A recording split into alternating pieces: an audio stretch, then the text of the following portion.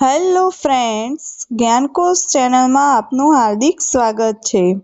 આપણે કંઈક પંચાયતી રાજની series start કરી હતી, જેમાં આપણે ઓલરેડી 5 લેક્ચર કમ્પ્લીટ કરી ચૂક્યા છીએ. આજે આપણે ભાગ 5 વિશે વાત કરીશું. ગ્રામ પંચાયતની રચના વિશે વાત કરીશું તો એમાં વસ્તી 3000 થી 25,000 ની વચ્ચે હોય છે. એક ગ્રામ અથવા વધુ ગામ મળીને પણ એક પંચાયત રચી શકે છે. સભ્ય સંખ્યા 8 થી 16 હોય છે. દર 3000 અથવા તેના ભાગ માટે વધુ 2 સભ્યોની સંખ્યા જિલ્લા કલેક્ટર નક્કી કરે છે. ચૂંટાયેલો પ્રમુખ તરીકે સરપંચ હોય છે. વહીવટી વડો તરીકે પંચાયતી મંત્રી હોય છે. સરપંચ દ્વારા વર્ષમાં 4 વાર ગામ સભા બોલાવવાની ફરજિયાત જોગવાઈ છે. 1 મે, 15 ઓગસ્ટ, 26મી જાન્યુઆરી, 2 ઓક્ટોબરે ગ્રામ સભા ભરવામાં આવે છે.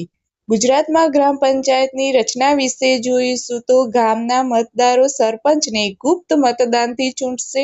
ગામના લાયકાત ધરાવતા મતદારોમાંથી સભ્યોમાંથી ચૂંટવામાં આવશે. સભ્યની સંખ્યા જેટલી સંખ્યામાં વોર્ડની રચના કરી દરેક વોર્ડમાંથી એક સભ્યને તે વોર્ડના મતદારો ગુપ્ત મતદાનથી ચૂંટશે. સરપંચ અને સભ્યોમાંથી ઉપસરપંચને ચૂંટશે. ગ્રામ પંચાયતની મુદત 5 વર્ષની હોય છે. દર 5 વર્ષે સામાન્ય ચૂંટણી થશે. સરપંચ, ઉપસરપંચ અને સભ્યની જગ્યા ખાલી પડે તો પેટા ચૂંટણીથી ભરવામાં આવશે. પંચાયતની રચના બાદ તુરંત જ પ્રથમ બેઠકમાં સામાજિક ન્યાય સમિતિની રચના કરવી આવશ્યક છે. ગ્રામ પંચાયતની સમિતિઓમાં વાત કરીશું તો ફર્સ્ટ આવશે કારોબારી સમિતિ. ગ્રામ પંચાયતની એ સમિતિ રચવી ફરજિયાત નથી. સભ્ય સંખ્યા 5 હોય છે. મુદત 2 વર્ષની હોય છે. અધ્યક્ષ હોદ્દાની રૂએ સરપંચ અથવા જો સરપંચ ગેરહાજર હોય તો ઉપસરપંચ અધ્યક્ષ તરીકે કામ કરશે. સેકન્ડ આવશે સામાજિક ન્યાય સમિતિઓ, જે ફરજિયાત સમિતિ છે. તેમાં સભ્ય સંખ્યા વધુમાં વધુ 5 હોય છે. મુદત પંચાયતની મુદત જેટલી એટલે કે 5 વર્ષ જેટલી હોય છે. અધ્યક્ષ સભ્યો દ્વારા ચૂંટવામાં આવે છે.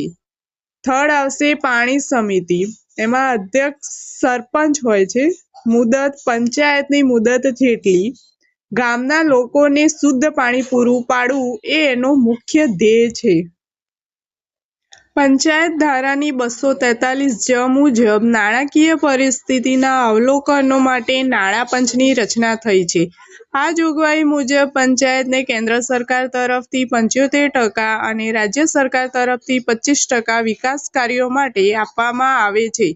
સરપંચને પંચાયતનું અંદાજપત્ર નવેમ્બર માસ સુધી તૈયાર કરાવવું પડે છે અને 15 ડિસેમ્બર સુધીમાં તાલુકાને મોકલવાની સૂચના પંચાયત મંત્રીને આપવાની અને પરત આપ્યા પછી 31 માર્ચ સુધીમાં પંચાયતની સભામાં મંજૂર કરવામાં આવે છે. નેક્સ્ટ વાત કરીશું તાલુકા પંચાયત વિશે. 73મા બંધારણીય સુધારા 1992 અંતર્ગત ત્રિસ્તરીય પંચાયતી રાજ પ્રણાલી સ્વીકારવામાં આવી છે. પરંતુ 20 લાખથી ઓછી વસ્તી ધરાવતા રાજ્યોમાં મધ્યમ સ્તરની પંચાયત સંસ્થાની જરૂરિયાત નથી તેવી છૂટછાટ આપવામાં આવી છે. ગુજરાતમાં મધ્યમ સ્તરની પંચાયતી સંસ્થા તાલુકા પંચાયત તરીકે ઓળખાય છે. તાલુકા પંચાયતને પક્ષાંતર ધારો લાગુ પડે છે.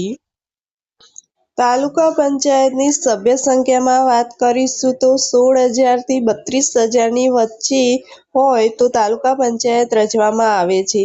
એમાં 25,000 વસ્તી દીઠ 2 બેઠકોનો વધારો કરવામાં આવે છે. તાલુકા પંચાયતની રચના વિશે જોઈશું તો તેમાં એક પ્રમુખ, ઉપપ્રમુખ, ચૂંટાયેલા સભ્યો, આમંત્રિત સભ્યો જેમાં તાલુકા વિસ્તારમાંથી ચૂંટાયેલા ધારાસભ્યો, મામલતદાર અને લાસ્ટ વહીવટી અધિકાર એટલે કે TDO હોય છે. પ્રમુખ વિશે વાત કરીશું તો 73મા બંધારણીય સુધારા 1992 અંતર્ગત તાલુકા પંચાયતના પ્રમુખ અને ઉપપ્રમુખની ચૂંટણી તાલુકા પંચાયતના ચૂંટાયેલા સભ્યો દ્વારા પરોક્ષ રીતે કરવામાં આવે છે. વયમર્યાદા 21 વર્ષની હોય છે.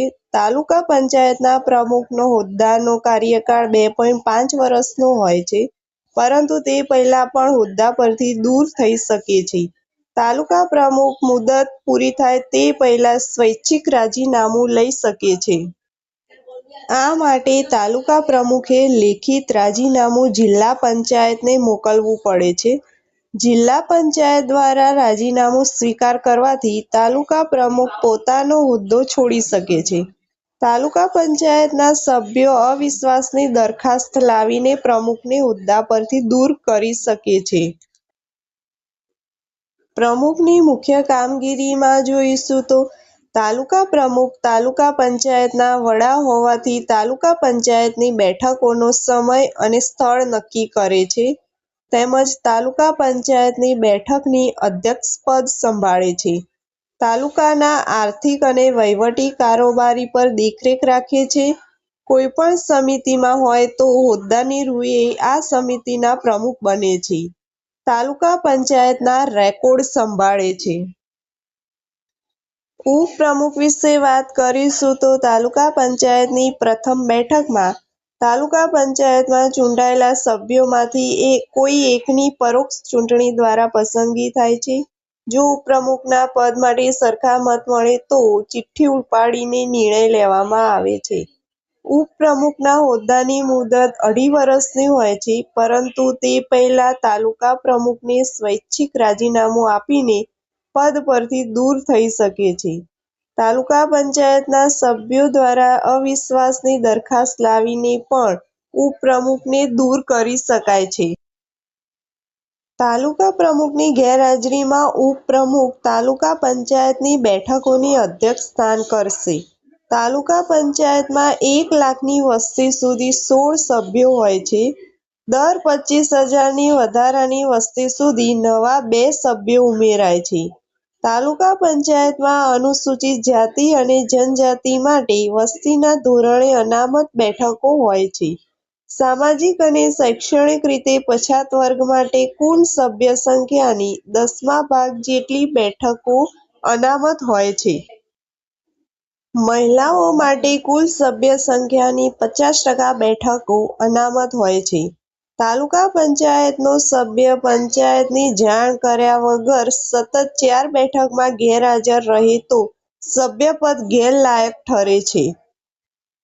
તાલુકા વિકાસ અધિકારી વિશે વાત કરીશું તો તાલુકા વિકાસ અધિકારી પંચાયતની વહીવટી વડા છે. તેની નિમણૂક રાજ્ય સરકાર દ્વારા કરવામાં આવે છે. ટીડીઓ તાલુકા પંચાયતની બેઠકોમાં હાજરી આપી બેઠક અંગેના અહેવાલો પોતાની પાસે રાખે છે. તાલુકા પંચાયતના ફંડની કસ્ટડી સંભાળે છે. તાલુકા પંચાયત હેઠળના દરેક વહીવટી અધિકારીઓ પર દેખરેખ અને નિયંત્રણ રાખે છે. તેમજ અધિકારીઓની 2 મહિના સુધીની રજા મંજૂર કરવાની સત્તા ધરાવે છે. ગ્રામ પંચાયતની પ્રથમ બેઠકની તારીખ પણ નક્કી કરે છે. ગ્રામ પંચાયતના સભ્યોને ગેરરીતિ કરવા બદલ સસ્પેન્ડ કરવાની સત્તા પણ તાલુકા પંચાયત ટીડીઓ ધરાવે છે. તાલુકા પંચાયતની બેઠક વિશે વાત કરીશું તો તાલુકા પંચાયતની પ્રથમ બેઠકની તારીખ જિલ્લા વિકાસ અધિકારી કરે છે. તાલુકા પંચાયતની પ્રથમ બેઠકમાં તાલુકા પંચાયતના પ્રમુખ અને ઉપપ્રમુખની ચૂંટણી પરોક્ષ રીતે થાય છે. તાલુકા પંચાયતની બેઠક દર 3 મહિને એકવાર થાય છે. જો તાલુકા પંચાયતના કુલ સભ્યોના 3 ભાગના સભ્યો તાલુકા પ્રમુખને વિશેષ બેઠક માટે અનુરોધ કરે તો તાલુકા પ્રમુખ વિશેષ બેઠક બોલાવે છે. તાલુકા પંચાયતની બેઠકનું સંચાલન તાલુકા પ્રમુખ કરે છે. તેની ગેરહાજરીમાં ઉપપ્રમુખ અને ઉપપ્રમુખની ગેરહાજરીમાં તાલુકા પંચાયતના અન્ય કોઈ ચૂંટાયેલા સભ્ય કરે છે. તાલુકા પંચાયતના આવકના સાધનો વિશે વાત કરીશું તો ગ્રામ પંચાયતની જમીન મહેસૂલમાંથી 15% રકમ તાલુકા પંચાયત ખર્ચી શકે છે. રાજ્ય સરકાર દ્વારા મળતા અનુદાનો, મનોરંજન વેરો, શિક્ષણ વેરો, વ્યવસાય વેરો, મેળા પરનો વેરો, માર્કેટ વેરો વગેરે તાલુકા પંચાયતના આવકના સાધનો છે. તાલુકા પંચાયતની સમિતિઓ વિશે વાત કરીશું તો કારોબારી સમિતિ અને સામાજિક ન્યાય સમિતિ આવશે. કારોબારી સમિતિ વિશે વાત કરીશું તો સભ્ય સંખ્યા 5 થી 9 હોય છે. સમિતિનો કાર્યકાળ 2 વર્ષનો હોય છે. કારોબારીના અધ્યક્ષ નિમવાની સત્તા તાલુકા વિકાસ અધિકારી પાસે હોય છે. આ સમિતિનું મુખ્ય કાર્ય વહીવટી કાર્યોની દેખરેખ રાખવાનું હોય છે. સામાજિક ન્યાય સમિતિ વિશે વાત કરીશું તો તેમાં સભ્ય સંખ્યા 5 હોય છે. સમિતિની મુદત તાલુકા પંચાયતની મુદત જેટલી હોય છે, એટલે કે 5 વર્ષ જેટલી હોય છે.